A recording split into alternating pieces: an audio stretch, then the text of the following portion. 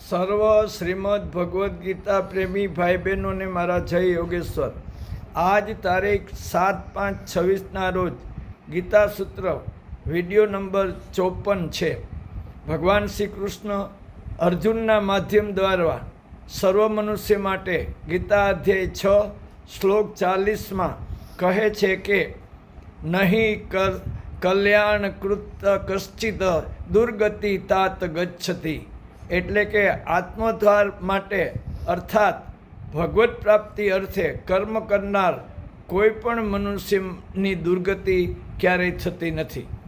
ગઈકાલે આપણે ક્રોધ અને લોભના બંધનમાંથી છૂટવાની વાત કરી.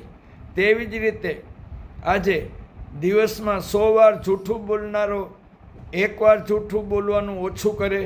દિવસમાં 100 બીડી ફૂંકનારો 5 બીડી ઓછી કરવાનો નિશ્ચય કરે. બેફામ જુલ્મ કરનારો 2 ઠેકાણે જુલ્મ કરવામાં નરમ રહે. આંખ મીચીને સૌની પાસેથી લાંચ લેનારો 2 ઘર જતા કરે. આ બધાનું મૂલ્ય લોકોની નજરમાં ભલે કાંઈ નહીં હોય, પણ ભગવાનની નજરમાં તો છે જ.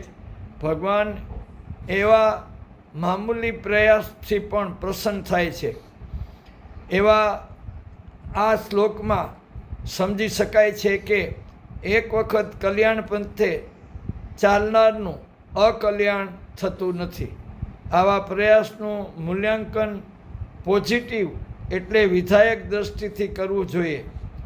અસત્ય, હિંસા, અપ્રમાણિકતા, ચોરી, દંભ, અહંકાર, કીર્તિની પ્રબળ લાલસા, ઈર્ષા, મોહ, દઢ આસક્તિ, મનની સંકુચિતતા, દ્વેષભાવ, બીજાનું બુરું કરવાની વૃત્તિ, બુરા વિચારો, કામવાસના, લંપટતા, ભય, કાયરતા, ચિત્તની ચંચળતા, અન્યાય, કઠોરતા, ક્રૂરતા, કૃતઘ્નતા, આળસ, પ્રમાદ, આત્મવિશ્વાસનો અભાવ, આવા ગણ્યા ગણાયની એવા બંધનોની ઝાડમાં માનવી સંપડાયેલો છે.